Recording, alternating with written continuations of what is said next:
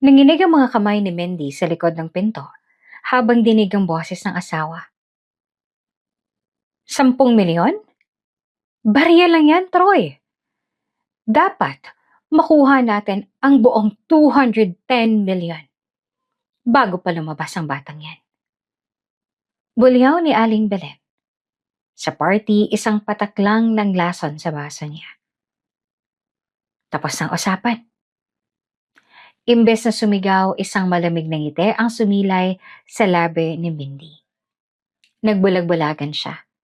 Hinayaang managinip ng ginto ang mga traidor.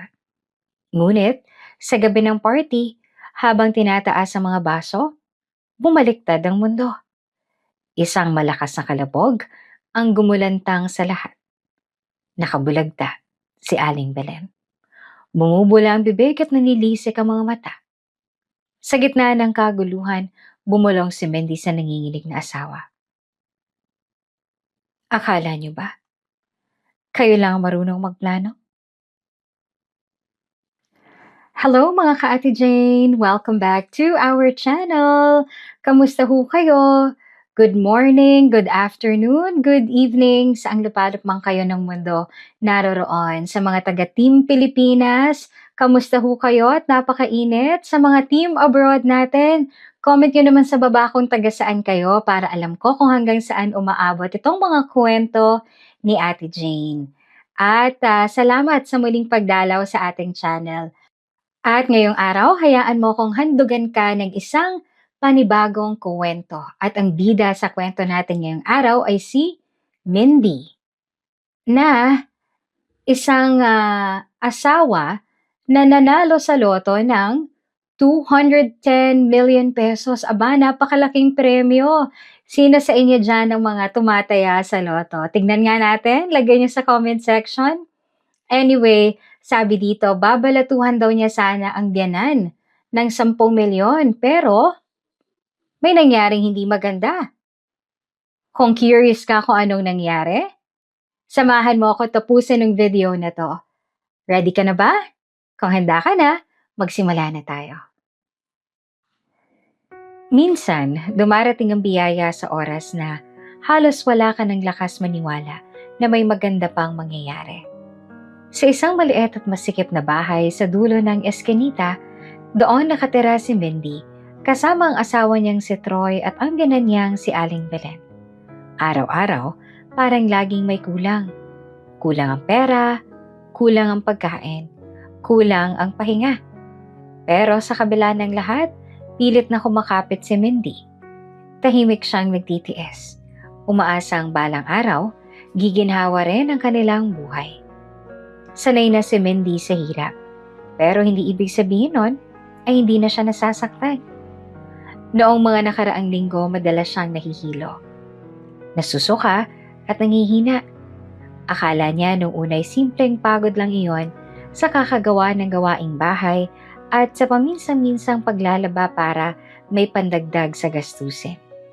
Pero nang tuluyan ng hindi siya datnan, naglakas loob siyang bumili ng murang pregnancy test sa butika, gamit ang naitabi niyang barya. 2 guhit. Matagal niya iyong tinitigan. Parang hindi agad makapaniwala. May halo iyong saya at kaba. Saya dahil magkakaanak na sila ni Troy. Kaba dahil alam niyang hindi iyon madaling tanggapin. Sa bahay na tinitira nila.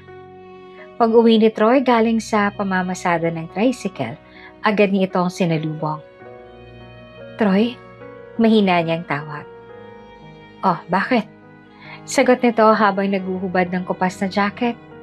Iniabot ni Mindy ang pregnancy test. Saglit iyong tinitigan ni Troy. Saka siya napakunot noo. Ibig sabihin, buntis ka? Tumango si Mindy, pilit na ngumiti. Oo. Hindi sumigla ang mukha ni Troy. Sa halip ay napabuntong hininga ito at napakamot sa ulo. Ano na yan, Mindy? Hirap na nga tayo. Dumagdag pa to. Parang malamig na tubig na ibinuhos sa kanya ang sinabi nito. Inaasahan man niya ang pag-aalala. May parte pa rin sa kanya na umaasa na yayakapin siya nito at magsasabing kakayanin nila. Ngunit wala. Katahimikan lamang at kaba. Mas lalong bumigat ang pakiramdam niya nang marinig iyon ni Aling Belen kinabukasan. Tanghali noon, nasa mesa ang 3 perasong tuyong daing, isang platitong kamatis at mangkok ng sabaw na halos tubig na lamang. Tahimik sanang kakain si Mindy pero simula pa lang, ramdam niya na ang masamang timpla ng Pinat. Ano? Totoo bang sabi ni Troy? Tanong ni Aling Belen na hindi man lang tumingin sa kanya ng diretso. Tahimik na tumango si Mindy. Opo. Bumagsak ang kutsara ni Aling Belen sa pinggan. Nako, Diyos ko po. Problema na naman. Napatigil si Mindy. Ma, anak po namin ni Troy. Anak nga ninyo. Pero dito titira. Dito kakain. Dito iiyak pag may sakit. Putol ni Aling Belen. Akala mo ba madaling magpakain ng dagdag na bibig? Napayuko si Mindy kahit masakit. Pinilit niyang manatiling kalmado. Pero si Aling Belen tila gigil na gigil. Hirap na nga tayo. Nagawa niyo pang magdagdag ng palamunin. Madiing sabi nito. Parang sinasaksak sa dibdib si Mindy sa salitang iyon. Ma, sobra naman. Mahina niyang sabi. Sobra? Anong sobra? Katotohanan yan. Sabat ulit ng Pinan. Imbes na tumulong ka sa gastusin, ayan, magdadala ka pa ng bagong alagain. Nakahawak si Mindy sa gilid ng mesa. Gusto niyang sumagot. Gusto niyang ipagtanggol ang batang nasa sinapupunan niya. Pero nanginginig ang labi niya. Lumingon siya kay Troy, umaasang may sasabihin ito. Tahimik lamang si Troy habang sumusubo ng kanin. Mas masakit pa iyon kesa sa mga salita ni Aling Belen. Oh, bakit ka tahimik? Tanong ni Mindy sa asawa na halos pabulong. Nag-angat naman ng tingin si Troy. Ano bang gusto mong sabihin ko? Totoo naman Dapat nagplano muna tayo. Parang gusto niyang maiyak sa mismo ang harap nila. Pero, pinigilan niya. Hindi niya hahayaang makita na lang, gumuho siya.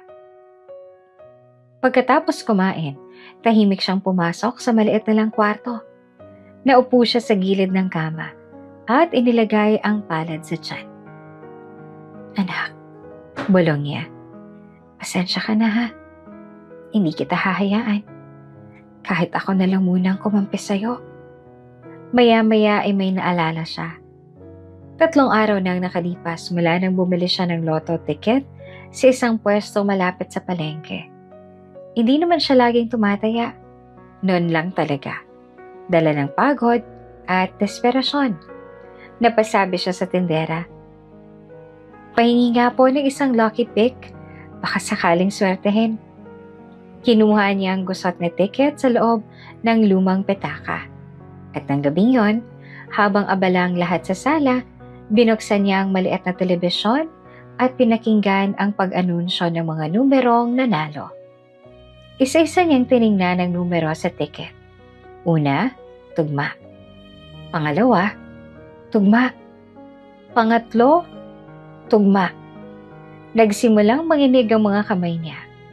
Pang-4, pang-5, pang-6. Lahat tama. Napatayo siya bigla. Ano? Hindi maaari. Bulong niya. Muli niya iyong sinuri. Ilang beses. Paulit-ulit. Baka mali lang ang basa niya. Baka iba ang draw. Baka nananaginip lang siya. Pero hindi. Nanalo siya. 210 million pesos. Napalakas ang hinga niya. Parang huminto ang mundo sa isang iglap. Ang babaeng ilang oras pa lang nakakaraan ay tinawag na dagdag palamunin ng anak. Ngayon ay may hawak ng ticket na kayang bumago ng buong buhay nila. Lumabas siya ng kwarto. Nanginginig pa rin. Troy, tawag niya. Ano na naman? Walang ganang sagot nito. Inabot niya ang ticket at tinuro ang mga numero sa screen. Tingnan mo. Nung una hindi pa seryoso si Troy. Pero nang mapagtanto nito ang nakita, bigla itong napatayo. Sandali.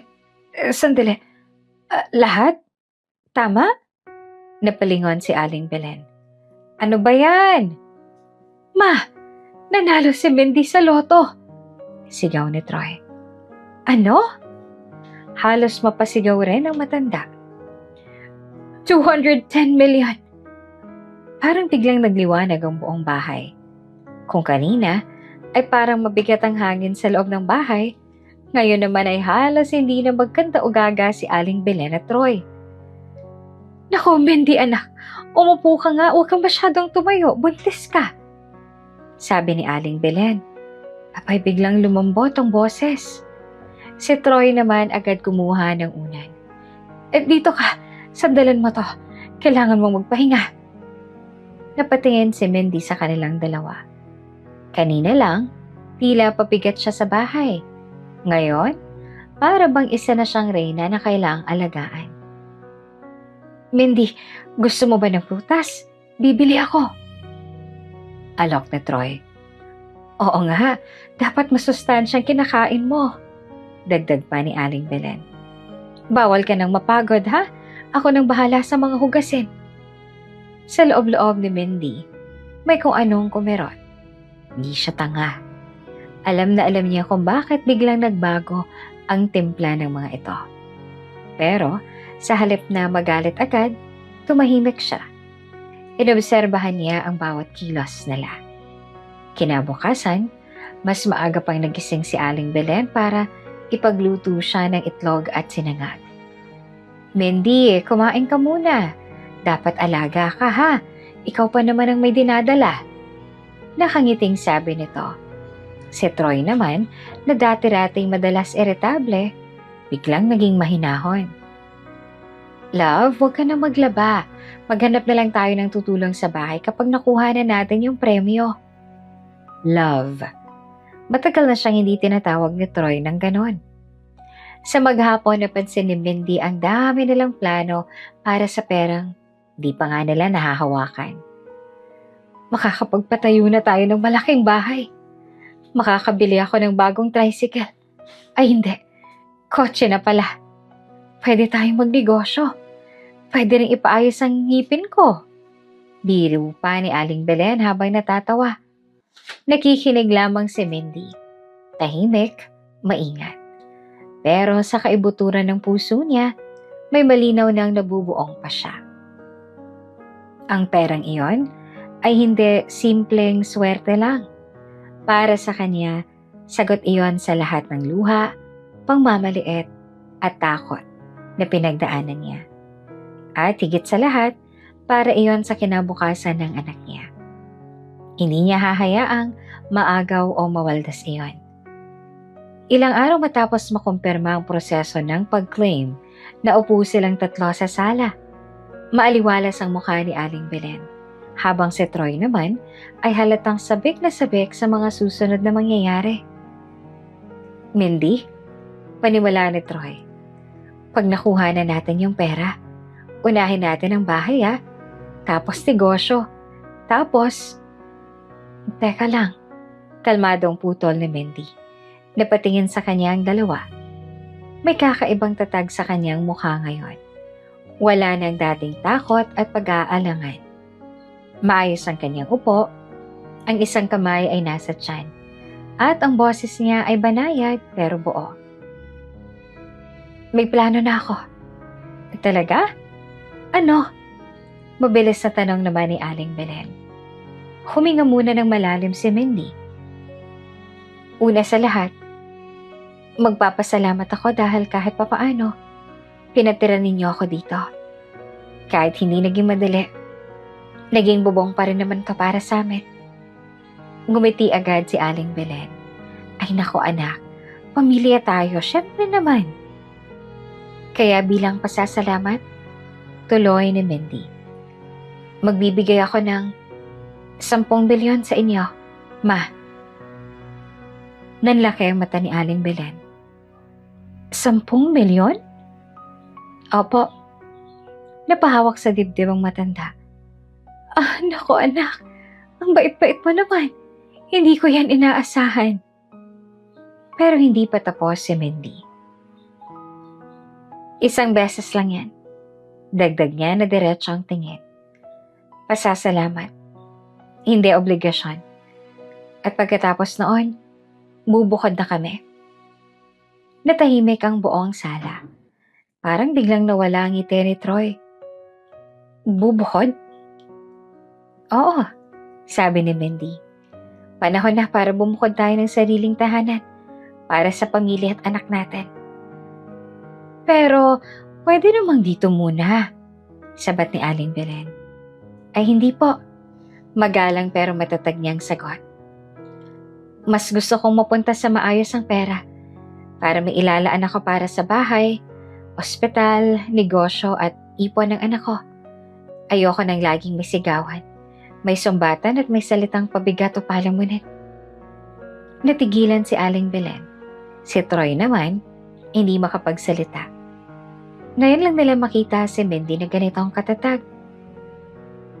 Hindi ko ho kinalimutan ang mga sinabi ninyo. Mahinahong sabi niya. Masakit pero natuto ako. Kaya ngayon, magiging maingat ako para sa anak ko. Tahimik ang dalawa.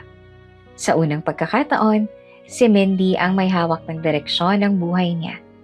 At sa unang pagkakataon din, hindi na siya basta-basta yuyuko. Dahil minsan, ang tunay na swerte ay hindi lamang dumarating sa anyo ng pera. Dumarating din ito sa sandaling natutunan mong pahalagahan ang sarili mo, protektahan ang anak mo, at piliing hindi na manatili sa lugar na unti-unting sumisira sa iyo. Habang marahang hinihimas niya ang kanyang tiyan, isang maliit na ngiti ang sumilay sa labi ni Mindy. Sa gitna ng hirap, sa gitna ng pagmamaliit, at sa gitna ng takot, doon pa talaga dumating ang kanyang swerte. At hindi niya yon hahayaang maagaw pa, nino man. May mga gabing tahimik ang paligid pero hindi mapakali ang pakiramdam. Parang may kung anong mali na pilit nagpaparamdam kahit wala ka pang konkretong ebidensya. Ganito ang naramdaman ni Mindy habang nakaupo siya sa gilid ng kama. Hawak ang sobre na naglalaman ng mga papeles para sa pag-claim ng kanyang napanalunang pera. Ilang araw na lang, tuluyan niya nang mahahawakan ang 210 million pesos. Ang perang magbabago sana ng lahat. Pero habang papalapit ang araw na yon, may kung anong nagbabago rin sa paligid niya. Masyadong mabait si Troy. Masyadong maalaga si Aling Belen. Hindi na iyon basta pag-aalaga. May kakaiba na. Hindi niya makalimutan kung paanong ilang araw lang nakalipas, tinawag na pabigat ang anak na dinadala niya. Ngayon, halos hindi na siya pinapagalaw. Laging may pagkain, laging may ngiti, laging may papuri. At doon siya mas lalong kinabahan. Hindi siya sanay sa ganoong trato mula sa kanila. Gabi yon, tahimik na ang buong bahay. Nakahiga na si Mindy, pero hindi siya makatulog. Sa labas ng kwarto, naririnig niya ang mahinang kalansing ng mga pinggan. Tila may tao pa sa kusina. Akala niya noong una si Aling Belen lang iyon na nagliligpit, pero maya-maya narinig niya ang boses ni Troy. Mahina at pabulong. May kung anong pumitik sa kanyang isipan. Dahan-dahan siyang bumangon, sinigurong hindi aalog ang kama. Marahan niyang binuksan ang pinto ng kanilang kwarto at sumilip sa madilim na sala. Bukas pa ang ilaw sa kusina. Hindi niya alam kung bakit, pero kusa siyang naglakad palapit. Habang papalapit siya sa kusina, unti-unting luminaw ang kanilang usapan. 10 milyon lang? Mahinang sabi ni Troy. Halatang may ina sa boses.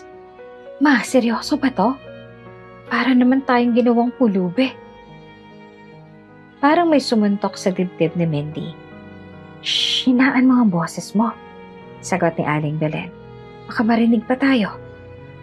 Napahinto si Mandy sa gilid ng dingding na halos hindi humihinga.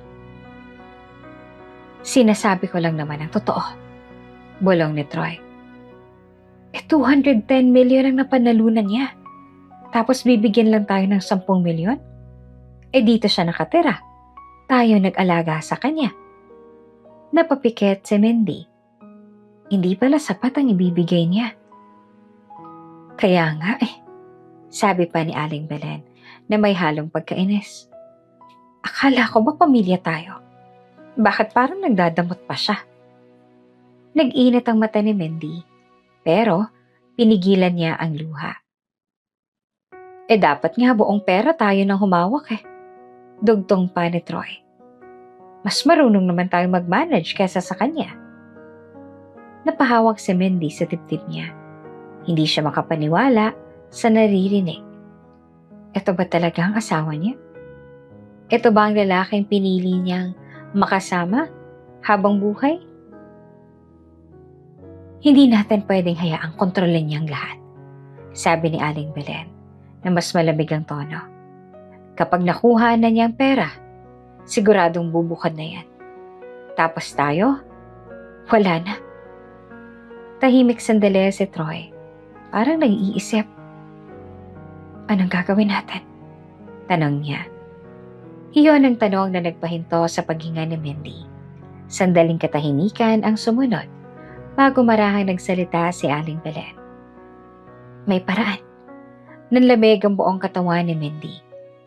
Anong paraan? Tanong naman ni Troy. Mahina, halos pabulong pero malinaw na malinaw sa pandinig ni Mandy ang sumunod na sinabi. Yung celebration party, sabi ni Aling Belen. Hindi ba may plano tayong maghanda para nakuha niya na ang pera? Oo, doon natin gagawin. Napatakip si Mandy sa bibig niya. Ma, nag-aalangang sabi ni Troy. Ano ba talagang ibig mong sabihin? Huminga ng malalim si Aling Belen. Maglalagay tayo ng lason sa inumin niya. Parang gumuho ang mundo ni Mandy sa isang iglap. Nanlambot ang tuhod niya. Kinailangan niyang kumapit sa dingding para hindi siya mapaupo sa sahig. Sigurado ka ba dyan? Nanginginig na tanong ni Troy. Hindi na siya makakapalag kapag nawala siya. Diretso at malamig na sagot ni Aling Belen. Ikaw ang legal na asawa, ikaw ang magmamana. So sa'yo, mapupunta lahat. Tahimik si Troy. Napapikit si Mandy. Umaasang kukontra ito. Umaasang sasabihin nitong mali iyon. Umaasang ipagtatanggol siya nito. Pero, ang sumunod na sinabi nito ang tuluyang sumira sa kanya. Paano? Yung bata? Tanong ni Troy. Sandaling katahimikan. Kasama na yon, sagot ni Aling Belen. Walang ka-emotion. Parang may sumapok naman sa loob ni Mandy. Hindi lang siyang gustong mawala, pati ang anak niya. Sigurado ka ba nang walang makakaalam? Muling tanong ni Troy. Simple lang yan, sagot ng matanda. Maghahalo tayo ng juice or something sa soft drinks. Sino bang magdududa? Celebration nga Tapos kapag nangyari, iiyak-iyak tayo. Sasabihin natin biglang inatake. Napakagat si Mandy sa labi niya para hindi makasigaw. Pagkatapos nun, dagdag pa ni Aling Belen. Hawak mo na lahat ng pera. Wala nang hati. Ilang segundo pa silang nag-usap pero wala nang malinaw na pumasok sa isip ni Mandy. Sapat na ang narinig niya. Dahan-dahan siyang umatras, pilit pinipigilan ang paghinga. Nang makabalik siya sa kwarto, agad niyang sinara ang pinto at sumandal dito. Doon na siya tuluyang napaupo sa sahig. Tahimik, walang tunog. Pero sa loob niya, parang nagwawala ang lahat. Unti-unting pumatak ang luha niya. Isa, dalawa, hanggang sa tuluyan na siyang umiyak nang walang ingay. Hindi niya akalaing darating sa puntong ito. Hindi niya akalaing ang mga taong kasama niya sa iisang bahay ang mismo ang magpaplano ng katapusan niya. Mas lalong hindi niya akalaing ang asawa niya, ang taong dapat magprotekta sa kanya, ay papayag sa ganoon. Mahigpit niyang hinawakan ang tiyan niya. Anak, pabulong niyang sabi na halos hindi marinig. Unti-unti niyang hinimas iyon. Parang doon niya kinukuha ang lakas na unti-unting nawawala sa kanya. Hindi kita papabayaan, sabi niya na nanginginig pa rin ang boses. Hindi ko hahayaang saktan ka nila. Pumikat siya, pilit pinapatahan ng sarili. Sa loob ng ilang minuto, hinayaan niyang ilabas ang sakit, ang takot, ang galit. Pero habang tumatagal, may ibang emosyon na unti-unting lumalamon sa kanya. Hindi na lamang lungkot. Hindi na lang lungkot, kundi galit. Malamig, matindi, tahimik na galit. Dahan-dahan siyang tumayo. Pinunasan ng mga luha sa pisngi niya. Kung kanina ay nagdadalawang isip pa siya, ngayon ay malinaw na ang lahat. Hindi na siya pwedeng manatiling mahina. Hindi siya pwedeng umasa. Kailangan niyang kumilos para sa sarili niya, para sa anak niya. Huminga siya ng malalim, pilit na pinapakalma ang tibok ng puso niya. Gusto niya ng buong 210 billion? Mahina niyang bulong sa sarili. Sige. Tumingin siya sa salamin sa gilid ng kwarto. Doon niya nakita ang sarili niya, hindi ang dating takot at tahimik na si Mindy, kundi isang babaeng handang lumaban. Pero, hindi niyo makukuha.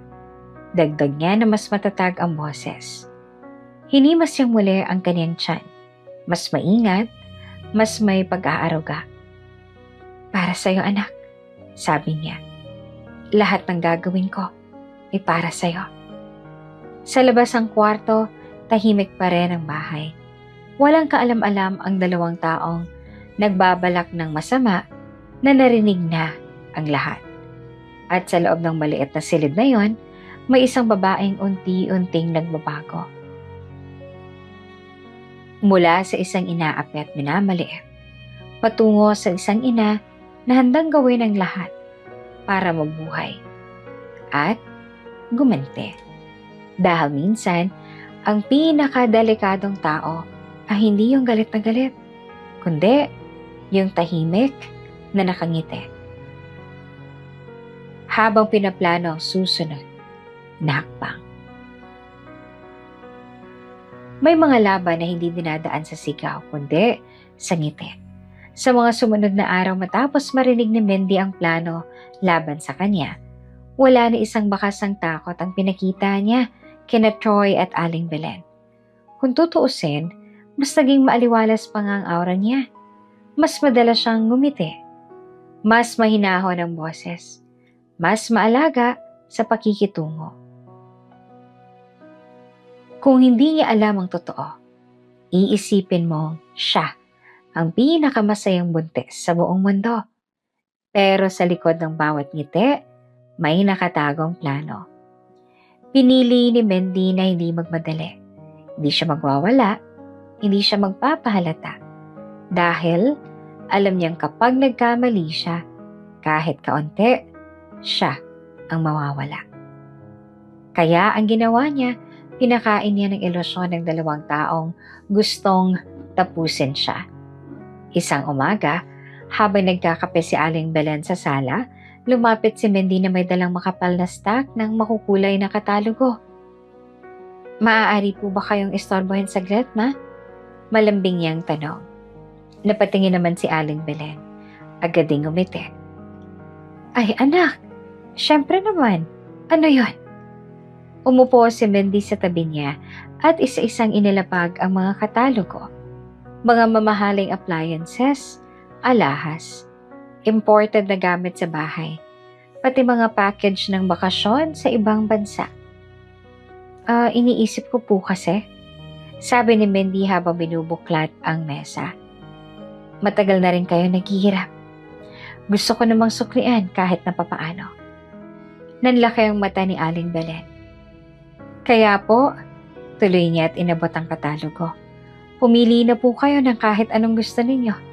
Lahat yan, kaya na nating bilhin. Napahawak sa dibdib si Aling Belen at parang kinikilig.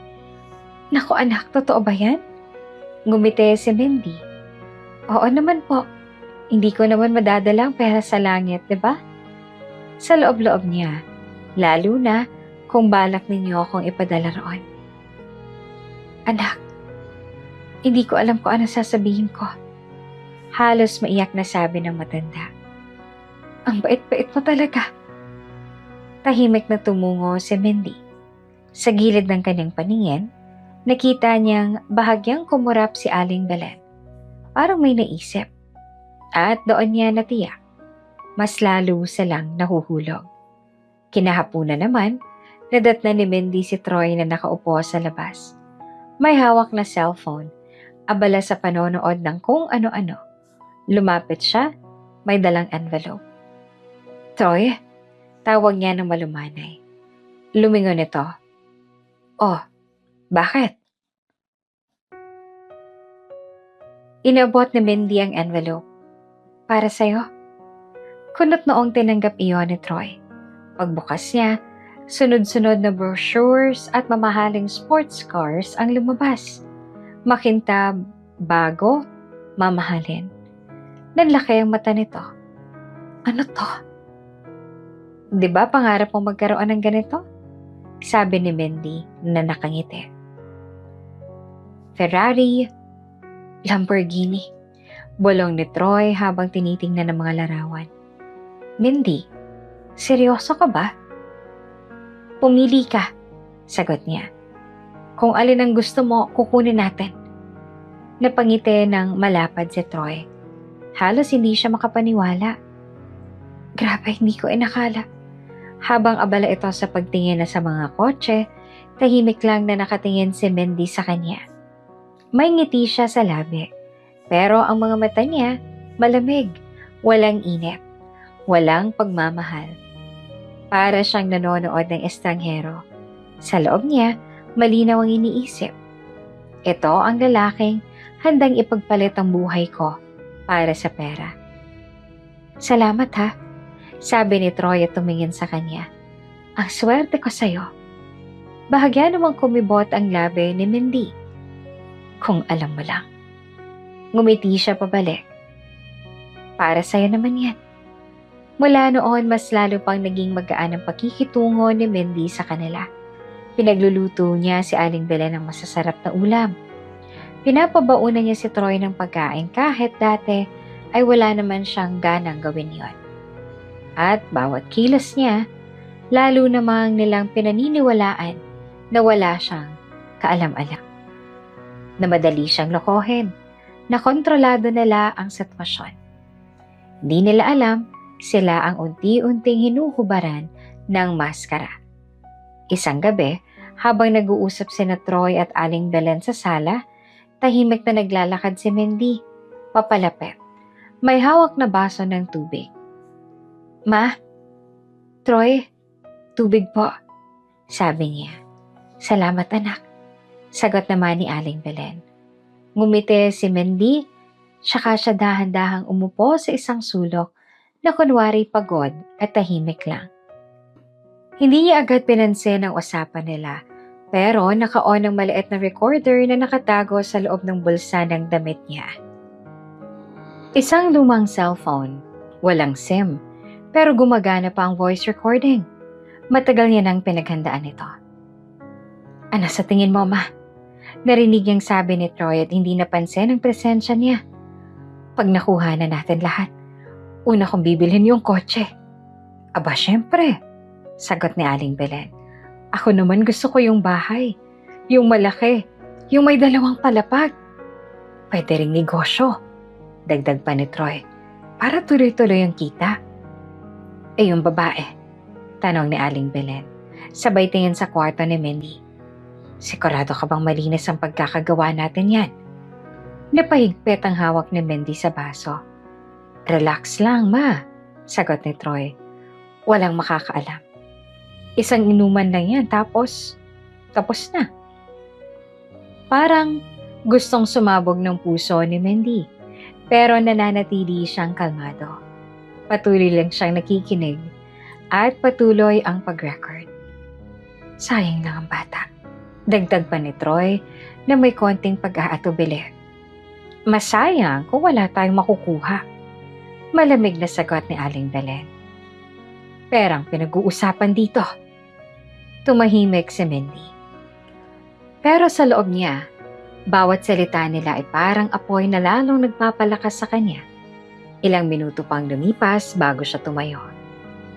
Matutulog na po ako. Sabi niya na parang walang narinig.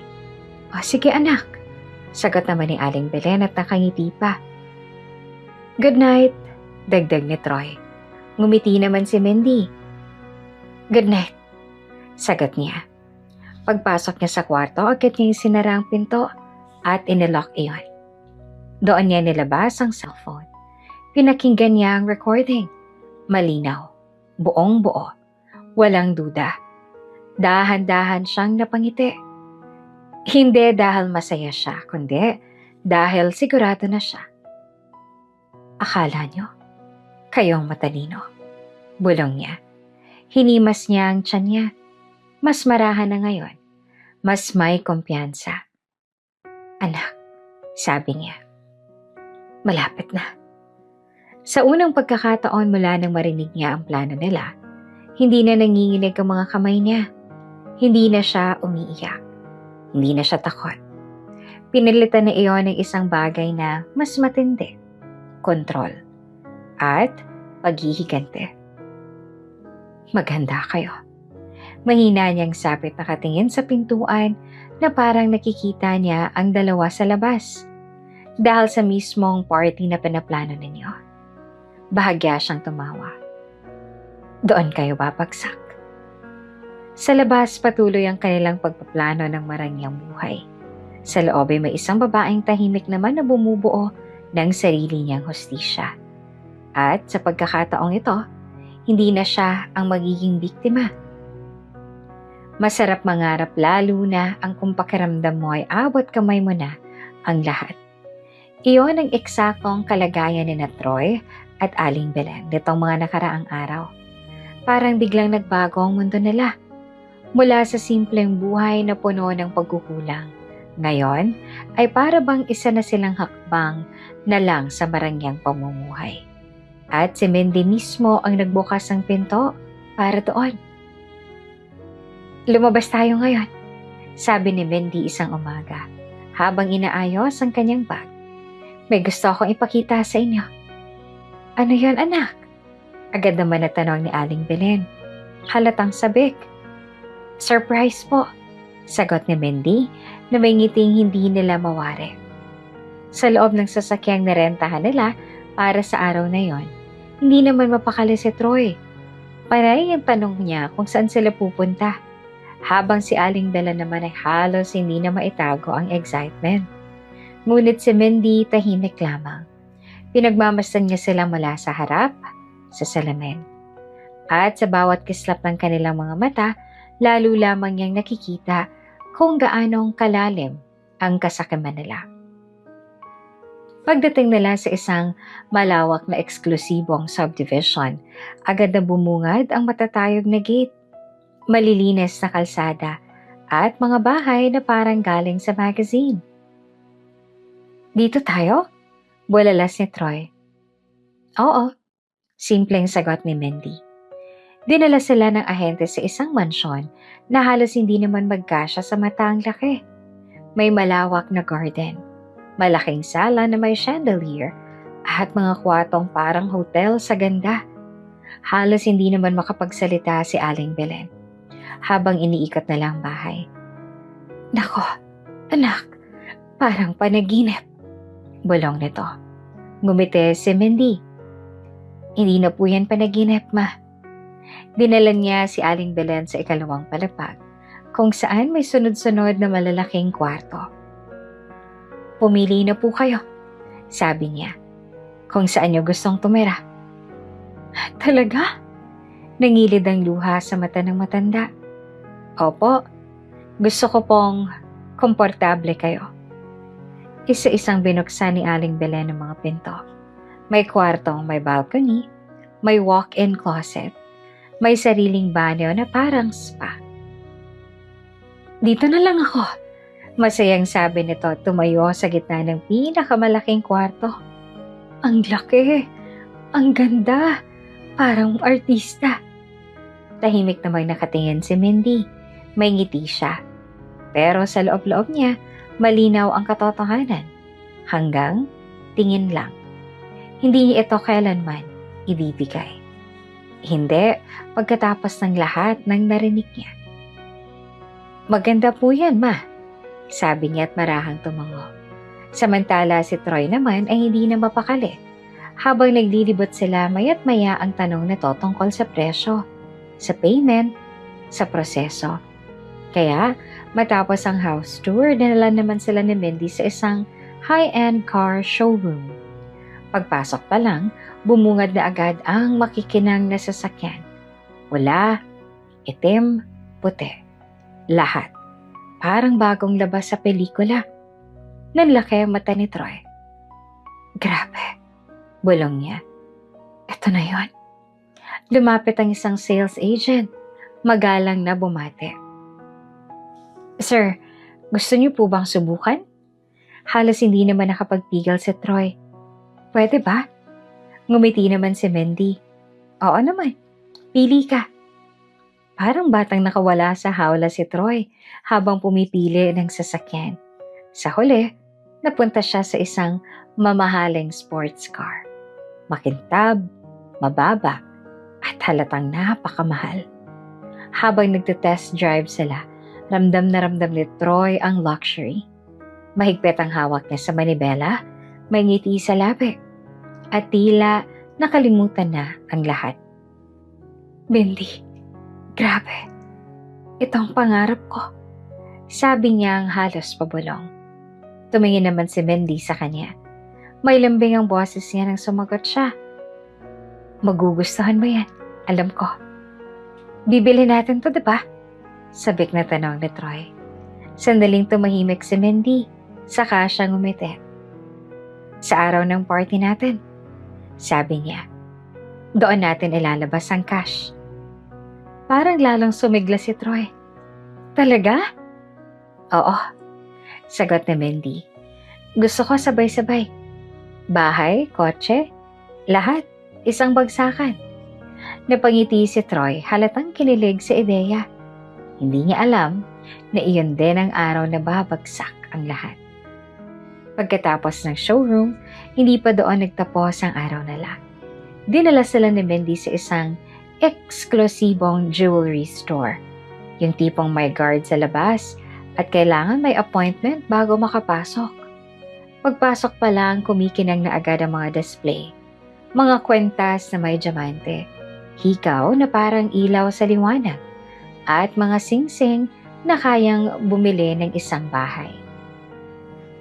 Napahawak sa braso ni Mindy si Aling Belen. Anak, hindi ata tayo bagay dito. Mahina nitong sabi. Ngumiti naman si Mindy. Bagay na bagay po kayo, ma. Lumapit ang sales lady. Magalang na bumate. Good afternoon, ma'am. How may I assist you? Titingin lang po. Sagot naman ni Mindy. Pero may kumpiyansa ang boses. Isa-isa niyang pinakita kay Aling Belen ang mga alahas. Pumili po kayo, sabi niya. Kung ano ang gusto ninyo. Halos hindi naman makapili ang matanda sa sobrang dami ng magaganda. Sa huli ay may isang set na tumatak sa kanya. Isang kwentas, hikaw at pulseras na puno ng diamante. Magkano po ito? Tanong ni Aling Belen. Ma'am, this set is around several million pesos po. Sagot ng sales lady. Napaatras si Aling Belen. Naku, hindi ko kaya yan. Kaya niyo na po ngayon, sabi ni Mindy ng marahan. Napatingin sa kanya ang matanda. Parang hindi siya makapaniwala. Gusto niyo po ba yan? Tanong ni Mindy. Mahina namang tumango si Aling Belen. Okay, sabi ni Mindy tumarap sa sales lady. Ipapareserve po namin yan sa pangalan ni Mama Belen. Of course, ma'am. Nakangiting sagot ng sales lady. Isinulat ang pangalan. Inayos ang papeles. Ngunit walang binayaran si Mindy. Hindi niya kailangan. Dahil wala naman siyang balak kunin iyon. Habang palabas sila ng tindahan, hindi pa rin matanggal ang ngiti sa mukha ni Aling Belen. Anak, hindi ko naman akalaing mararanasan ko to. Sabi pa nito, para akong nananaginip. Ngumiti si Mindy. Oo nga po, ma. Sagot naman niya. Panaginip nga lang. Sa buong araw na yon, isang bagay lang malinaw kay Mindy. Lubog na ang dalawa sa ilusyon. Sa bawat pangakong binibitawan niya, mas lalo pa silang kumakapit. Sa bawat pangarap na pinapakita niya, mas lalo lang silang nahuhulog. At hindi nila napapansin na unti-unti na silang hinihila pababa. Pag-uwi nila, pagod ngunit masaya sina Troy at Aling Belen. Punong-puno ng plano, ng ideya, ng mga bagay na bibilhin nila. Samantalang si Mindy tahimik lang na umupo sa gilid ng kama. Kinuha niya ang cellphone niya. Pinakinggan niyang muli ang mga recording. Ngumiti siya. Hindi na siya nagdalawang isip. Konti na lang, bulong niya. Hinimas niya ang kanyang tiyan na mas malambing na ngayon. Malapit na anak. Konting tiis pa. Sa labas, abala naman ang dalawa sa pag-uusap tungkol sa kanilang bagong buhay. Sa loob ay may isang babaeng tahimik na nagtakda ng kanilang pagbagsak. Dahil sa susunod na yugto, ang mga pangarap na pinahawak niya sa kanila, siya ring dudurog sa kanila. May mga taong hindi kayang maghintay, lalo na kapag naaamoy na nila ang pera. Sa mga sumunod na araw matapos ang paglibot nila sa mansyon, showroom at alahas, kapansin-pansin ang pagbabago kina Troy at Aling Belen. Kung noong unay, punong-puno sila ng tawa at pananabik, ngayon, unti-unting napalitan niyo ng pagkainip. Parang mga batang pinangakuan ng laruan pero pinaghintay ng matagal. At si Mindy, kitang-kita niya iyon sa bawat kilos nila. Mas madalas na silang magbulungan. Mas madalas ang tanong kung kailan ba talaga lalabas ang pera. Mas nagiging mapilit. Mas nagiging irritable at mas lalong nagiging halata ang tunay nilang kulay. Isang gabi, habang nasa kusina si Mindy at kunwaring abala sa paghihiwa ng prutas, narinig niya ang malakas na boses mula sa kwarto ni Troy at Aling Belen. Hindi na iyon bulungan. Halatang nagtatalo na sila. Hanggang kailan tayo maghihintay? Galit na sabi ni Troy. Anong gusto mong gawin ko? Sagot naman ni Aling Belen. Hindi rin nagpapatalo. Hindi pa nga daw cleared yung pera. Yan na naman. Yan ang lagi mong sinasabi. Inisasabi ni Troy. Ilang araw na ba? Ilang linggo na wala pa rin? Sa'yo nang sinabi ni Mindy. Depensa ng matanda. May proseso daw sa bangko. Proseso? Baka niloloko na tayo niyan. Napahinto si Mindy sa kanyang ginagawa. Tahimik lang siya, pero nakikinig. Hindi ka ba nagtataka? Dugtong ni Troy. Kung may 210 million siya, bakit wala pa tayo nakikita ni piso? Saglit na natahimik si Aling Belen. Baka naman. Totoo talaga yung sinasabi niya. Mahina nitong sagot. Pero halatang may duda na rin. Napangiti ng bahagya si Mindy. Unti-unti na silang kinakain ng sarili nilang pagdududa. Hindi ako naniniwala, mariing sabi ni Troy. May tinatago yan. Sigurado ako. Kung may tinatago, bakit hindi mo kunin? Biglang banat ni Aling Belen. Asawa ka, diba? Napatigil si Troy. Anong ibig mong sabihin? ATM niya. Mga papeles. Dapat ikaw ang may hawak niyan. Galit na sabi ng matanda. Bakit hinahayaan mo siyang kontrolin lahat? Ikaw. Balik na Troy. Ikaw tong malapit sa kanya. Bakit hindi ikaw ang kumuha? Paano ko kukunin? Sigaw ni Aling Belen. Hindi naman siya tanga. Ikaw ang nagsabi na madali siyang paikutin, di ba? Dati yon. Sigaw ng matanda. Ngayon parang may kakaiba na sa kanya. Tahimik si Mindy sa kusina. Pero sa loob niya, halos gusto niyang matawa. Kakaiba na talaga. Kung noon pa lang, kinumbinsi na natin siyang ilagay sa pangalan natin ang pera. Simula ni Aling Belen. Sino bang nagsabi na maghintay muna? Putol ni Troy. Ikaw, di ba? Sino bang natatakot kumilos? Balik naman ang matanda. Hindi ako natatakot. Mariing sagot ni Troy. Ang gusto ko lang, sigurado. Sigurado? Wala nga tayong nahahawakan. Lalong lumakas ang boses nila hanggang sa tuluyan ng maging mainit ang pagtatalo. Sa kabilang banda, tahimik lamang si Mindy. Pinunasan niya ang kutsilyo. Inayos ang mga prutas at saka dahan-dahang huminga. Ito na. Ito ang hinihintay niyang yugto. Ang magsimula silang mag-away. Kapag nagkakagulo na ang dalawang gustong manloko, mas madali silang papagsakin. Ilang sandali pa, naglakad siya papunta sa kwarto kung saan nanggagaling ang ingay. Hindi siya kumatok, dahan-dahan niyang binuksan ang pinto. Agad na tahimik ang dalawa nang makita siya. Parang may mga batang nahuling nag-aaway. Ano yan? Tanong ni Mindy na may mahinahong ngiti sa labi. Parang ang ingay niyo naman. Nag-uusap lang kami.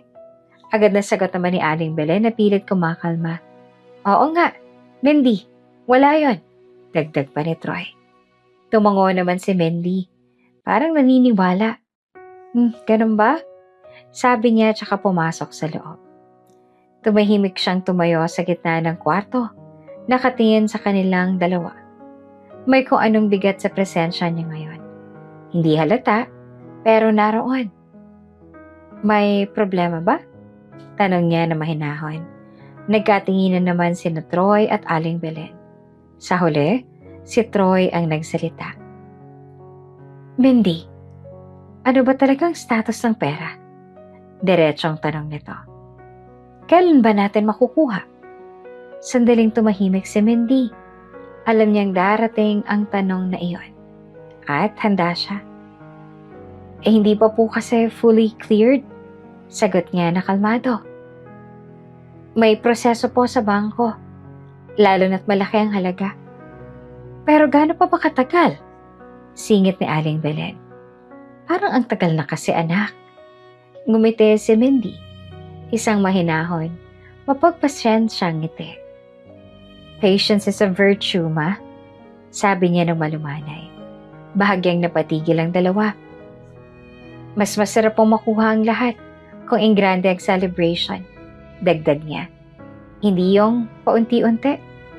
Napalunok sa Troy. Pero, pwede naman sigurong kumuha kahit konti muna. Pilit niyang sabi. Umiling si Mindy. Sayang naman. Sagot niya. Gusto ko pa kasi sabay-sabay. Para memorable. Lumapit siya ng konti, tumingin kay Troy. Hindi mo masarap yung pakiramdam na isang bagsakan mong makukuha lahat? Tanong niya. Parang napaisip si Troy. Yung bahay, yung kotse, negosyo, lahat sabay-sabay. Tuloy ni Mindy. Hindi ba yan ang gusto mo? Tahimik si Troy. Unti-unting bumalik ang kislap sa mga mata nito. Gusto ko yun. Mahina niyang sagot. Ngumiti naman si Mindy. Pagkatapos ay lumingon siya kay Aling Belen. At kayo po, ma, sabi niya. Gusto niyo po bang isot ang alahas ninyo sa mismong party? Yung nireserve ho natin? Nanlaki ang mga mata ng anak. Sa party mismo? Tanong nito. Opo, sagot ni Mindy. Para makita ng lahat. Para maramdaman niya talaga. Napatingin si Aling Belen at halatang na-excite ulit. Gusto ko yon, sabi nito. Tumango si Mindy. Konting hintay na lang po, dagdag niya. Malapit na. Tahimik na ang kwarto. Ang tensyon kanina, unti-unti nang napalitan ng pananabik. Eksakto sa gusto ni Mindy. Magtiwala lang kayo sa akin, sabi niya. Marahan. Ngumiti siya, pero ang ngiting yon, hindi nila nababasa. Dahil kung nabasa nila, baka doon pa lang umatras na sila.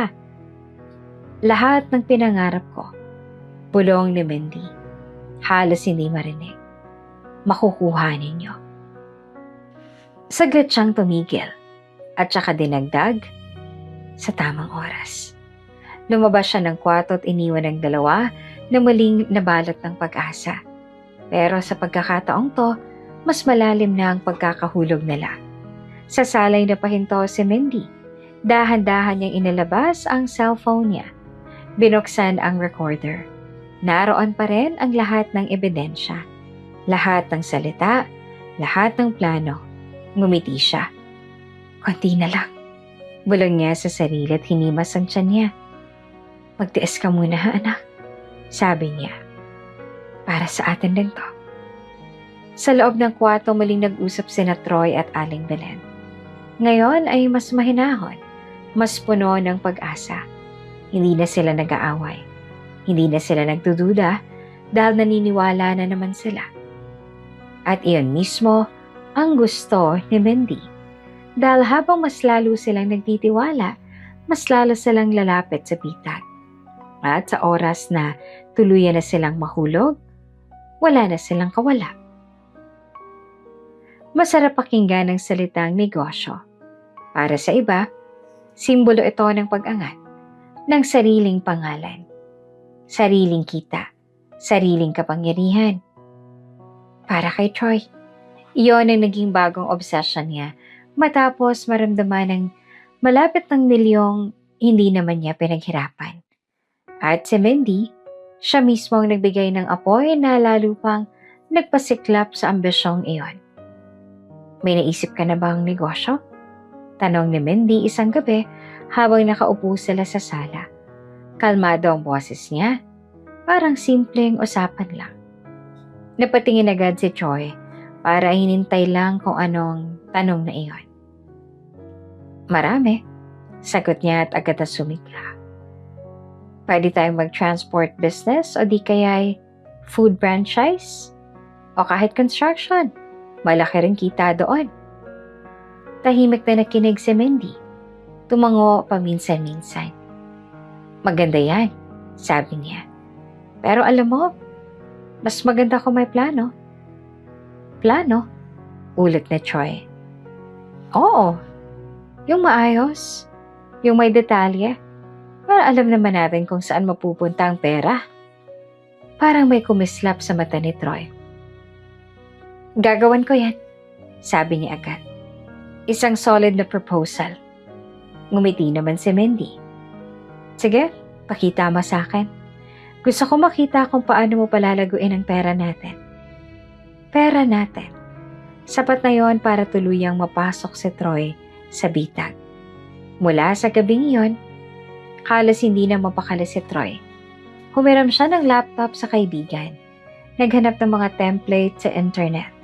At kung ano-ano pang binasa tungkol sa negosyo. Kahit hindi naman siya sanay sa ganoong klaseng trabaho, pinilit niyang intindihin ang lahat. Marketing, capital, at profit projections. Gabi-gabi, puyat siya. Habang si Mindy tahimik lang na nakahiga, kunwaring natutulog, pinapanood niya si Troy mula sa gilid ng kanyang mga mata. Nakayuko ito sa maliit na mesa. Seryoso ang mukha, parang isang tunay na negosyante. Paminsan-minsan napapangiti si Mindy. Hindi dahil proud siya, kundi dahil alam niyang walang patutunguhan ang lahat ng yon. Isang gabi, halos 2:00 na madaling araw, narinig niyang nabuntong hininga si Troy. Tapos na, bulong nito sa sarili. Hindi siya gumalaw, hinayaan niyang isipin ni Troy na tulog na siya. CEO Troy. Mahina nitong sabi na may ngiti. Hindi na masama. Napapikit si Mindy. CEO ng kasakiman. Kinabukasan, hindi na makapaghintay si Troy. Mindy? Tawag niya habang papasok ito sa kwarto. May hawak na makapal na papel. Tapos na. Kunwari bagong gising si Mindy. Umupo siya at nag-ingat. Ano yan? Tanong niya. Proposal ko. Sagot ni Troy na halatang proud. Para sa negosyo natin. Tinanggap iyon ni Mindy. Saka, marahang binuklat. May little pa. Troy Enterprises. A vision for growth. May charts at may production na may mga terminong halatang kinuha lamang sa internet pero pilit pinagdugtong-tugtong. Tahimik na binasa ni Mindy ang ilang pahina. Sa totoo lang, magulo. Hindi pulido. Pero hindi naman iyon ang mahalaga. Troy, sabi niya at dahan-dahang tumingin sa kanya. Kinakabahan si Troy. Okay ba? Tanong nito. Sandaling tumahimik si Mindy. At saka siya ngumiti. Magaling, sabi niya. Parang nabunutan ng tinik si Troy. Talaga? That's... Tanong niya na hindi makapaniwala. Oo, sagot ni Mindy. Kita ko sa pinag-iisipan mo. Pinaghirapan niyo talaga. Sabi ni Troy. Halos hindi naman maitago ang tuwa. Para sa atin, no? Tumango si Mindy. Alam mo, dagdag niya, karapat dapat yan ang support. Lalong lumiwanag ang mukha ni Troy. Talaga? Ulit niya. Oo, sagot ni Mindy. At gusto ko, hindi lang basta-basta ibibigay ang puhunan. Napakunot ng noo ni Troy. Paano? Ngumiti si Mindy. Sa party, sa harap ng lahat ng bisita, napatigil sa Troy. Sa party? Tanong niya. Oo, sagot ni Mindy. Gusto ko makita ng lahat kung paano kita sinusuportahan. Pipirmahan ko ang cheque para sa capital mo.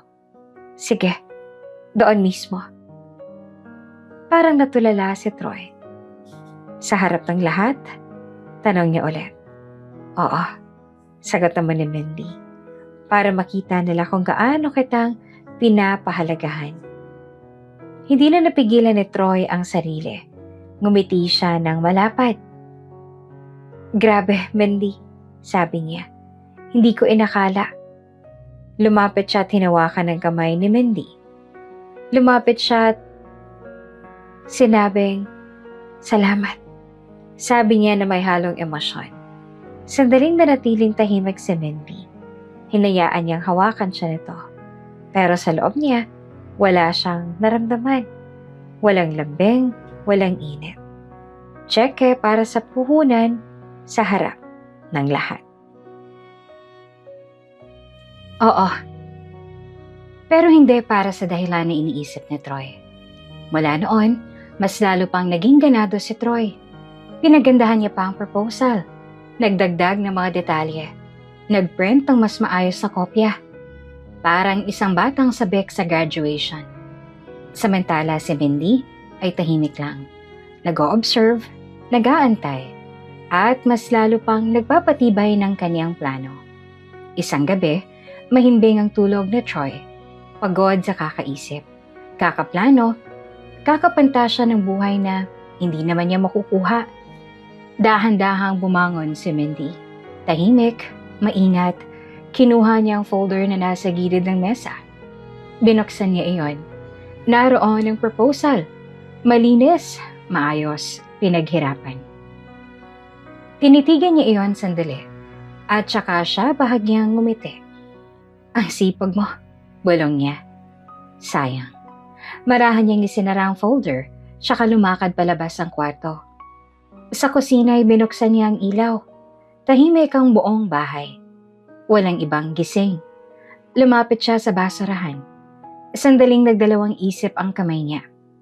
Hindi dahil naaawa siya, kundi dahil pinapahaba lang niya ang sandali para malasap, para mas lalong maramdaman. Pagkatapos, dahan-dahan niyang ibinaba ang folder, lagapak. Nawala ang lahat ng pinaghirapan ni Troy. Isang bagsak lang. Hindi niya iyon pinunit. Hindi niya kailangang sirain. Sapat na ang itapon. Ganon lang. Kasimple. Gaya ng plano nilang gawin sa kanya. Pinanood niya sandali ang folder sa loob ng basurahan. Tahimik, walang emosyon. Pagkatapos ay pinatay niya ang ilaw at bumalik sa kwarto. Humiga siya sa tabi ni Troy na mahimbing pa rin ang tulog. Hinimas niya ang tiyan niya. Anak, bulong niya. Isa na namang hakbang. Pumikit siya. Sa labas ay tahimik ang gabi. Sa loob, unti-unti nang nabubuo ang katapusan. At si Troy, patuloy na nangangarap ng pagiging CEO ng isang negosyong hindi kailanman magsisimula. May mga gabing tila ordinaryo sa paningin ng iba. Walang ingay, walang kakaiba, walang babala. Pero para sa isang taong alam ang paparating, ang katahimikan ay hindi kapayapaan, kundi paghahanda. Iyon ang gabing iyon para kay Mindy. Sa sala, nakakalat ang ilang dekorasyon para sa celebration party kinabukasan. Mga lobo, ribbon, at ilang kahon ng pagkain na darating pa kinabukasan ng umaga. Abala si Aling Belen sa pag-aayos habang si Troy naman ay paulit-ulit na naglalakad. Parang may iniisip na hindi mapakali. Si Mindy nakaupo lamang sa isang sulok. Tahimik. Pinagmamasdan silang dalawa. Sa mata ng ibang tao mukhang isang simpleng pamilya na naghahanda para sa masayang okasyon. Pero sa likod ng bawat galaw, may nakatagong intensyon. At si Mindy lamang ang nakakaalam ng buong katotohanan. Lumipas ang ilang oras, unti-unting natapos ang mga gawain. Pumasok na si Aling Belen sa kwarto niya, habang si Troy naman ay naupo sa tabi ni Mindy. Pagod ka? Tanong nito. Ngumiti si Mindy. Konti lang. May kakaibang lambing sa boses ni Troy ng gabing iyon. Mas malambot, mas maalaga. Pero alam ni Mindy kung bakit. Dahan-dahang hinawakan ni Troy ang kamay niya. Mindy, mahina nitong sabi. Lumingon siya tinitigan ang mukha ng asawa. Sa loob ng ilang segundo ay tahimik lang silang dalawa. At doon, bigla siyang nagtanong. Troy, mahal mo ba ako? Parang natigilan naman si Troy. Hindi niya inaasahan ang tanong. Anong klaseng tanong yan? Pilit nito ang tinatawanan. Pero hindi ngumiti si Mindy. Nakatingin lang siya. Diretso, tahimik. At may lalim na hindi mabasa. Napakamot si Troy sa ulo tsaka ngumiti. Siyempre naman, sagot niya. Asawa ka te. Pero hindi pa rin nagsalita si Mindy. Hindi siya gumalaw. Hindi siya kumurap. Para bang hinihintay niyang isang bagay na hindi dumating. Kaya nga ginagawa ko to para sa atin, di ba? Dugtong pa ni Troy. Sabay yakap sa kanya. Para sa future natin. Niyakap siya ni Mindy pabalik. Mahigpit. Pero ang mga mata niya, bukas. Nakatingin sa kawalan. Sa loob niya, malinaw ang lahat. Ang daling magsinungaling ng taong walang konsensya. Salamat, bulong niya. Kahit hindi niya ibig sabihin.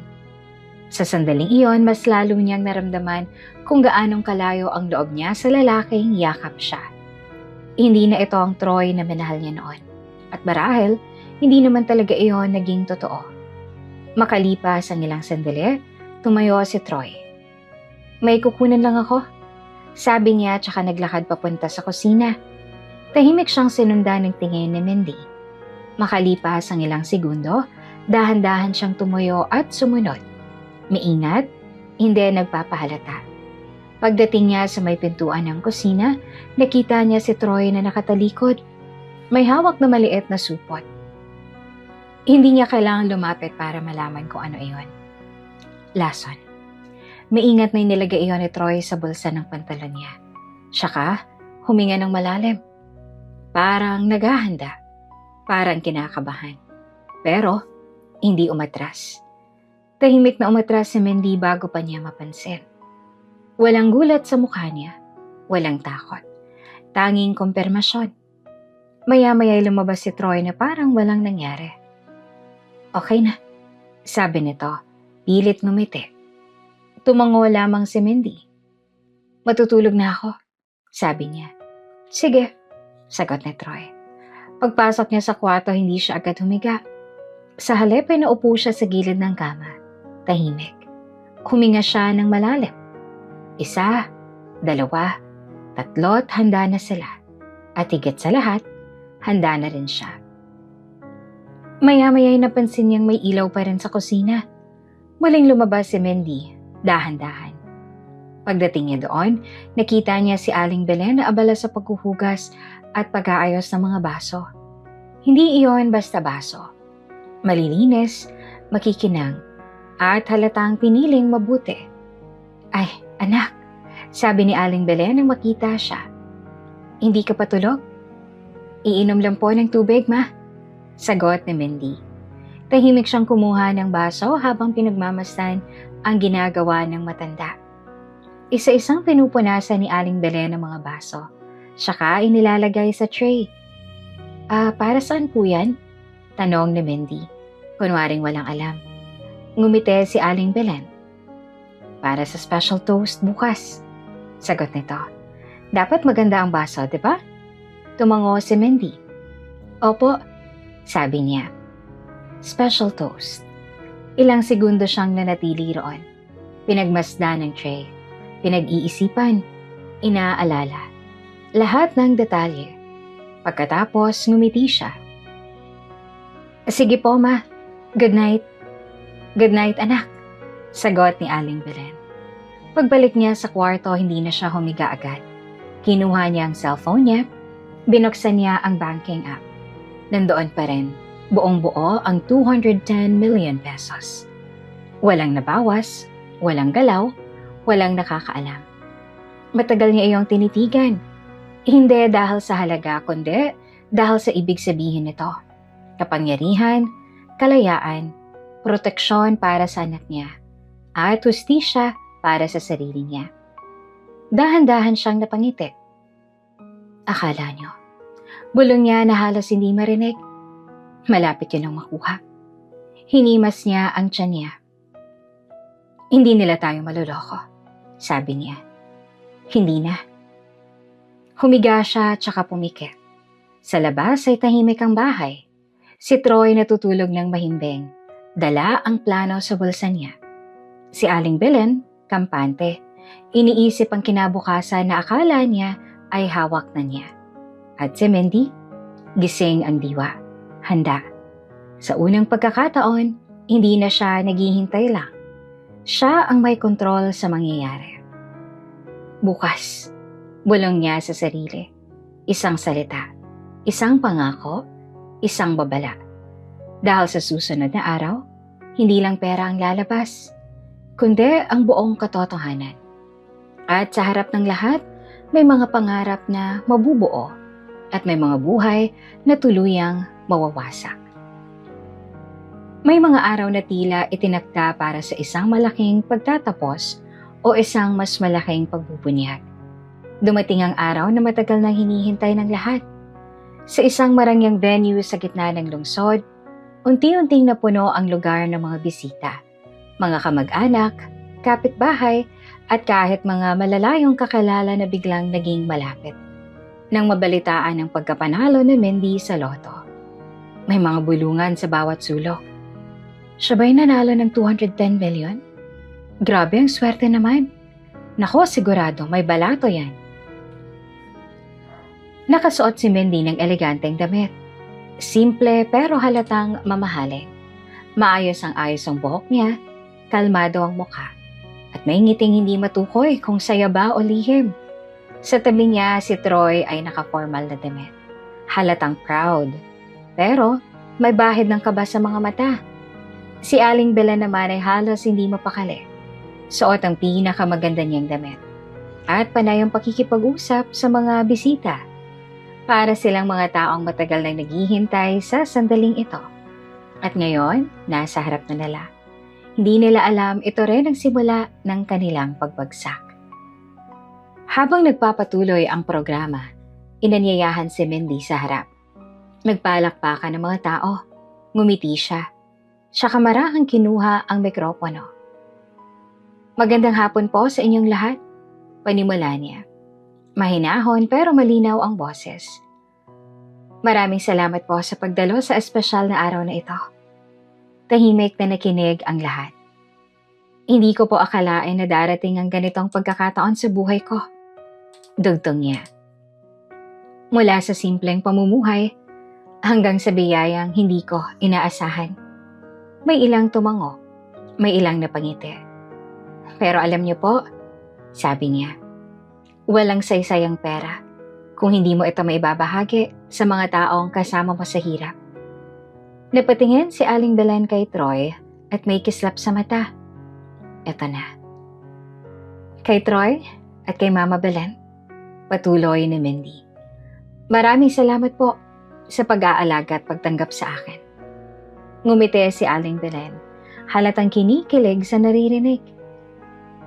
Bilang pasasalamat, sabi ni Mindy, gusto kong ibahagi ang ilan sa mga plano ko para sa kanila. Biglang nagdilim ang ilaw at lumiwanag ang malaking screen sa likod niya. Isa-isang lumabas sa mga larawan. Isang napakalaking mansyon. Isang mamahaling sports car. Isang set ng alahas na kumikislap sa liwanag. Nagbulungan ng mga bisita. Grabe. Ang yaman na talaga. Napanganga si Aling Belen. Halos hindi siya makapaniwala. Totoo ba to? Bulong na to kay Troy. Hindi naman makasagot si Troy. Nakatingin lang sa screen at parang natutulala. Ang bahay na ito? Sabi ni Mindy habang nakaturo sa screen. Para kay Mama Belen. Napahawak sa dibdib si Aling Belen. At ang kotse na to, para kay Troy. Dagdag pa niya. Napangiti ng malapad si Troy. At ang mga alahas, para sa mga espesyal na okasyon. Palakpakan ng mga tao. Mas lalong lumakas ang bulungan. Habang nakatayo si Mindy sa harap niya, nakatingin siya sa dalawa. Ngumiti siya. Pero ang mga mata niya, matulis. Parang may sinasabi. Hawakan niyo lang. Konti na lang. Matapos ang presentasyon, nagpatuloy ang programa. Kainan, kwentuhan, tawanan. Pero sa lahat ng iyon, sa likod nun, may unti-unting tumataas na tensyon. Alam ni Mindy, malapit na. Habang papalapit ang oras ng toast, napansin niyang naging mas tahimik si Troy. Mas madalas itong mawala sa tabi niya. Mas madalas tumingin sa relo. Si Aling Bela naman panay ang silip sa kanya. Parang may hinihintay na signal. Hindi na iyon nakatakas sa mata ni Mindy. Sa isang sandali, nakita niya si Troy na palihim na pumunta sa isang sulok malapit sa mesa ng inumin. Tahimik siyang sumunod. Hindi halata, hindi nagmamadali.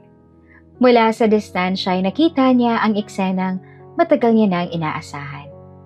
Mabilis na inalabas ni Troy ang maliit na supot mula sa bulsa. Palihim, maingat. Walang ibang nakapansin at saka dahan-dahan itong ibinuhos ang laman sa isang baso. Parang wala lang.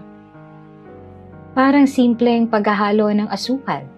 Pero alam ni Mindy, hindi iyon asukal. Huminga siya ng malalim. Hindi siya gumalaw. Hindi siya nag-react. Pinanood lang niya. Hanggang sa matapos si Troy at muling bumalik sa mga bisita na parang walang nangyari. Tahimik naman ang napangiti si Mindy. Kompleto na. Ilang minuto pa, tinawag na ang lahat para sa toast. Ladies and gentlemen, sabi ng host, let us all raise our glasses for this wonderful celebration. Isa-isang namigay ng baso. Inabot iyon kay Mindy. At pagkatapos, lumapit si Troy. May hawak siyang isang baso. Ang baso. Para sa'yo. Sabi niya ang nakangiti, tinanggap iyon ni Mindy. Marahan, maingat. Naramdaman niya ang bigat ng baso sa kamay niya. Hindi dahil sa laman, kundi dahil sa ibig sabihin nito. Sa kabilang side nakatayo si Aling Belen at nakatingin. Hindi kumukurap. May ngiti sa labi. Pero may kakaibang laman ng mga mata. Excitement. Pagkauhaw sa resulta. Tahimik ang sandali. Parang huminto ang oras. Nakatayo si Mindy sa gitna. Hawak ang baso. Sa harap niya ay ang lalaking nangakong mahal siya. Sa gilid naman, ang binan niya na tinawag siyang pabigat. At sa paligid ay mga taong walang kaalam-alam sa tunay na nangyayari. Dahan-dahan niyang itinaas ang baso. Sumunod ang lahat. To new beginnings, sigaw ng host. Nagtilian ng ilan. Nagpalakpakan. Ngunit sa gitna ng ingay, tahimik ang mundo ni Mindy. Tinitigan niya ang laman ng baso. At saka, tumingin kay Troy. Ngumiti siya. Isang ngiting hindi mabasa. Isang ngiting puno ng lihim. Para sa lahat ng pangarap. Mahina niyang sabi. At sa sandaling yon, lahat ay nakatingin sa kanya. Naghihintay. Hindi nila alam, ang susunod na mangyayari ay hindi ang inaasahan nila. Dahil sa gabing iyon, hindi si Mindy ang magiging biktima, kundi ang mga taong nagplano ng kaniyang katapusan. At sa loob ng ilang segundo, mababago ang lahat. May mga sandaling isang maliit na galaw lang ang kailangan at tuluyan ng mag-iiba ang takbo ng kapalaran. Nakatayo si Mindy sa gitna ng lahat.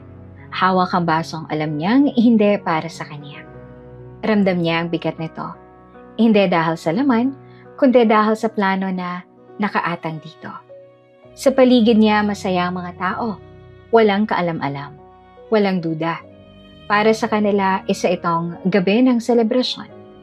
Pero para kay Mindy, ito ang gabi ng katotohanan. Dahan-dahan niyang ibinaba ang tingin sa mesa sa harap niya. Nakahilera ang ilang baso. Pare-pareho ang itsura. Pare-pareho ang laman sa paningin ng iba. Pero may isang naiiba. Isang baso na may nakatagong katapusan. Saglit siyang napatingin kay Troy at ngumiti ito. Isang ngiting pilit. Isang ngiting may hinihintay. Sa gilid naman si Aling Belen ay nakatingin. Halos hindi humihinga. Sabik, umaasa. Eto na. Sa loob ng ilang segundo ay kumilos si Mindy. Hindi biglaan, hindi halata. Para lang siyang may inaayos sa mesa. Isang maliit na paggalaw ng kamay. Isang marahang pag-abot. Isang tila aksidenteng pagdikit ng mga baso. At sa isang iglap, nagpalit ng pwesto ang kapalaran. Ang basong para sa kanya, napunta sa iba. At ang basong para sa iba, nasa kanya na. Walang nakapansin, walang nakakita, maliban sa kanya. Tumayo siya ng tuwid, hawak ang baso. Ngumiti, mas maliwanag, mas buo. Para sa ating magandang kinabukasan, malakas niyang sabi. Nagpalakpakan ng mga tao. Sumabay ang lahat. To our future, sigaw naman ng iba. Sabay-sabay nilang itinaas ang mga baso. Sa gilid ng paningin ni Mindy, nakita niya si Troy. Nakatingin sa kanya. Parang hinihintay ang sandali. Si Aling Belen naman nakangiti at handa na. Isang iglap ng katahimikan. At sabay-sabay, uminom sila. Nilapit ni Mindy ang baso sa labi niya. Ngunit hindi niya tuluyang inubos. Sapat lang para magmukhang totoo. Sa kabilang banda, malalim ang lagok ni Aling Belen. Buong tiwala, buong paniniwala, buong kasakiman. Ilang segundo ang lumipas, walang nangyari. Tuloy ang tawanan, tuloy ang usapan. Parang walang kakaiba. Pero si Mindy hindi siya kumukurap. Nakatingin lang siya, naghihintay. At pagkatapos, dumating. Napahawak si Aling Belen sa leeg niya. Una ay parang simpleng ubo lang. Umubo. Umubo. Mahina niyang sabi. Napalingon si Troy. Ma, mas lumakas ang ubo. Napahawak na ito sa dibdib. Ano to? Nanginginig din ang sabi. Unti-unting nawala ang kulay sa mukha niya. Namutla. Nanginginig ang kamay at napaatras siya. Halos matumba. Ma? Sigaw ni Troy na biglang nagpanik. Nagsimulang maguluhan ng mga bisita. Anong nangyayari? May nangyari ba? Biglang napahawak si Aling Belen sa lalamunan niya. Parang hindi makahinga. Hindi ako makahinga. Garalgal nito ang sabi. Nabitawan niya ang baso at lagapak. Nabasag sa sahig. At sa susunod na segundo, bumagsak siya. Diretso sa gitna ng dance floor. Nagkagulo ang mga tao. Tumawag kayo ng ambulansya. May doktor ba dito? Si Troy halos mabaliw. Lumuhod sa tabi ng kanyang ina. Ma, anong nangyayari sa'yo? Hinawakan niyang mukha nito. Wala ng kulay, wala ng lakas. Hindi pwede. Pulong ni Troy. Nanginginig. Unti-unti niyang naaalala. Ang baso, ang plano, ang lason. Bigla siyang napatingin kay Mindy. At doon naramdaman niya ang malamig na katotohanan. Nakatayo si Mindy, tahimik. Hindi nagpapanik. Hindi umiiyak. Hindi naguguluhan. Nakatingin lang. Diretso sa kanya at ngumiti. Hindi malakas, hindi halata sa iba. Pero sapat para maramdaman ni Troy. Isang ngiti na nagsasabing, alam ko. Nanlaki ang mata ni Troy. Parang may malamig na tubig na ibinuhos sa kanya. Hindi. Mahina niyang sabi. Napaatras siya at napatingin sa baso. Sa kanyang ina. Sa kamay niya. Hindi to dapat. Bulong niya. Pero huli na. Tuluyan ang nanghina ang katawan ni Aling Belen. Hindi na ito gumagalaw. Walang boses, walang laban. Sa paligid nagkakagulo ang lahat. May umiiyak, may sumisigaw, may nagve-video. Pero sa gitna ng kaguluhan, may isang taong kalmado, si Mindy. Dahan-dahan siyang naglakad palapit. Hindi nagmamadali, hindi nanginginig. Huminto siya sa harap ni Troy. Nakatingin ito sa kanya. Takot, gulat, at galit ang halo sa mukha. Ano? Ginawa mo? Nanginginig nitong tanong.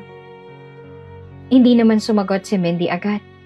Sa halip ay yumuko siya ng bahagya para magpantay ang tingin nila. At saka siya nagsalita. Mahina pero malinaw.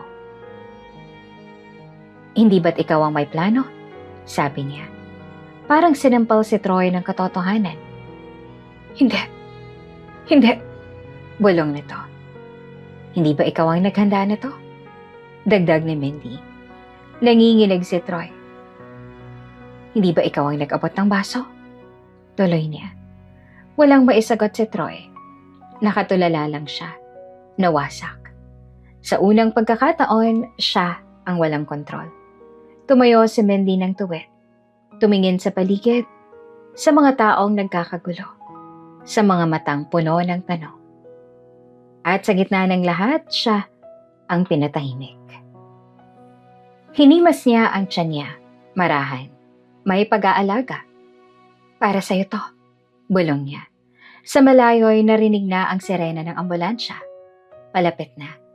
Pero para kay Aling Belen, huli na ang lahat. At para kay Troy, nagsisimula pa lamang ang tunay niyang bangungot. Dahil sa isang iglap, ang plano nilang tapusin si Mindy ay bumalik sa kanila. At sa gabing iyon, hindi lamang buhay ang nawala, kundi pati ang ilusyon ng kontrol.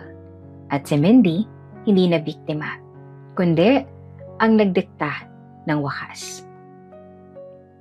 May mga katotohanang hindi kailangang isigaw dahil sapat na ang presensya nito para wasakin ang isang tao. Sa loob ng ospital, malamig ang hangin. Tahimik ang pasilyo. Tanging tunog ng makina at marahang yabag ng mga nurse ang maririnig. Hindi ito katulad ng ingay at kasiyahan ng party, ilang oras lang ang nakalipas. Doon sa isang pribadong silid, nakahiga si Aling Belen. Bukas ang mga mata, gising, pero walang galaw, walang boses. Walang kakayahang ipahayag ang kahit ano. Parang isang katawan na nakakulong sa sarili nitong katahimikan. Sa gilid ng kama nakaupo si Troy. Hawak ang kamay ng ina niya, nanginginig Namumugto ang mata at tila hindi pa rin matanggap ang nangyari. Ma, bulong niya. Naririnig mo ba ako? Walang sagot. Tanging tunog ng monitor ang sumagot sa kanya. Ma, gumalaw ka naman. Pakiusap niya na halos maiyak na. Pero walang nangyari. At doon niya unti-unting naramdaman ang bigat ng katotohanan. Hindi na ito babalik sa dati. Hindi na niya maibabalik ang oras. At higit sa lahat, hindi na niya kayang takasan ang ginawa niya. Bumukas ang pinto. Tahimik na pumasok si Mindy. Maayos ang itsura niya. Walang bakas ng pagod. Walang bakas ng takot. Parang ibang tao na kumpara sa babaeng minaliit noon. Pagpasok niya ay napatingin si Troy. May halo ng galit at takot sa mukha nito. Ikaw, mahina niyang sabi. Lumapit si Mindy, hindi nagmamadali. Tumigil siya sa tabi ng kama. Tinitigan si Aling Belen. Sandaling katahimikan pagkatapos, gising ka. Ma, no, sabi niya ng marahan. Parang may bahagyang paggalaw sa mata ni Aling Belen. Konti, halos hindi mapansin. Pero sapat na para malaman ni Mindy. Naririnig siya nito. Ang hirap ano? Dugtong niya. Gusto mo magsalita pero hindi mo magawa. Napatingin si Troy sa kanya. Ano bang sinasabi mo? Galit na sabi niya. Anong ginawa mo sa nanay ko? Hindi agad sumagot si Mindy. Sa halip, dahan-dahan siyang lumingon sa kanya. Tinitigan siya. Diretso, matagal. Hanggang sa unti-unting nawala ang tapang sa mukha ni Troy. Hindi ba dapat ikaw ang sumagot niyan? Tanong ni Mindy. Kalmado, parang naputulan ng hininga si Troy. Anong ibig mong sabihin? Pilit niyang sabi. Ngumiti naman si Mindy. Isang malamig na ngiti. Alam ko lahat, sabi niya. Tahimik ang silid. Parang biglang bumigat ang hangin. Lahat? Mahina ang boses ni Troy. Oo, sagot ni Mindy. Mula sa usapan ninyo sa kusina, hanggang sa plano ninyo sa party. Nanlaki ang mata ni Troy. Hindi, bulong niya. Ilang beses ko kayong narinig. Dagdag ni Mindy. Ilang beses ko kayong na-record. Parang nawala ng lakas si Troy. Napaupo siya ng tuluyan. Hindi. Ulit niya na parang sarang plaka. Lumapit si Mindy sa mesa sa gilid. Kinuha niya ang isang envelope. At dahil doon, napaghandaan ko kayo, sabi niya. Inilapag niya ang envelope sa harap na Troy. Buksan mo. Nanginginig ang kamay ni Troy habang binubuksan iyon. Isa-isa niyang inilabas ang laman. Mga dokumento, mga resibo, mga papeles. Yung bahay na pinili ninyo, hindi binayaran, sabi ni Mindy. Napatingin si Troy. Yung kotse, wala ring bayad. Nanigas si Troy. Yung alahas, reservation lang. Isa-isa niyang ibinagsak ang mga papeles sa mesa. Lahat ng pinangarap ninyo, drawing lang. Parang sinuntok si Troy sa dibdib.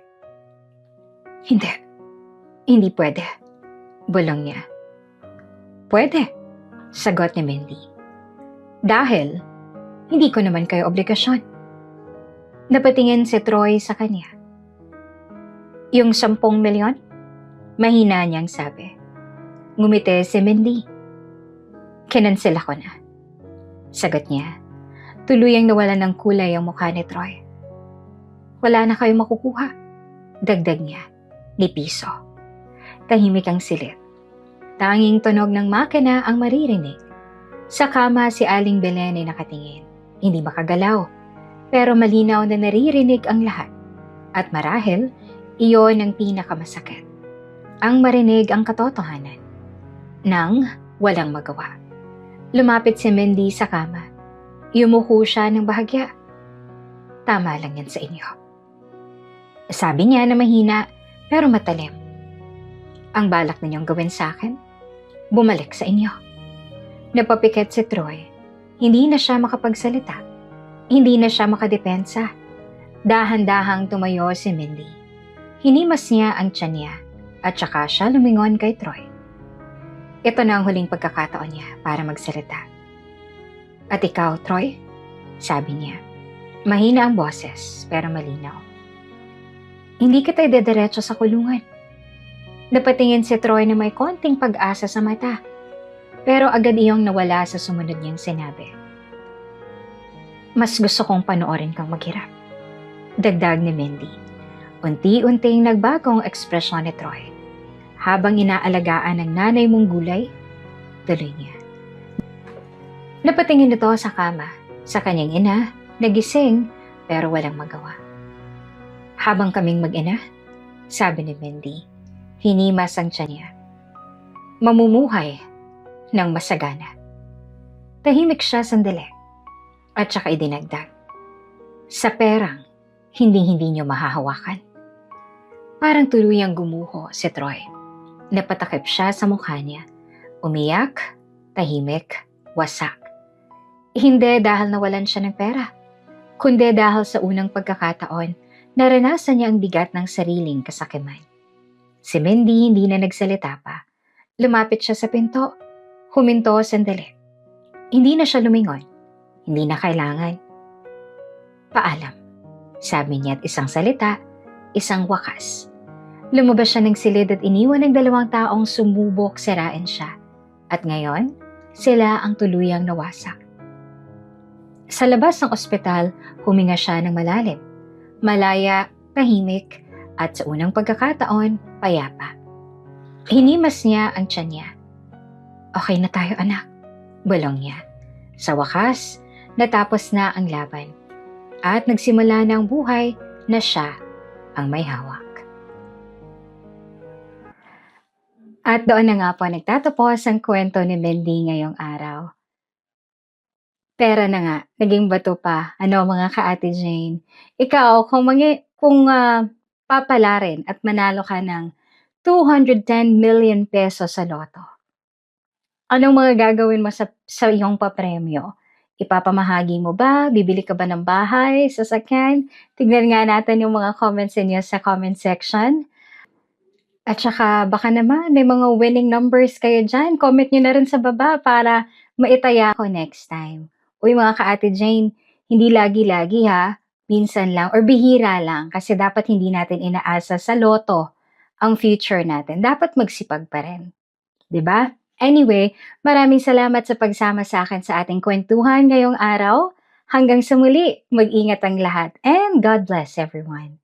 Bye!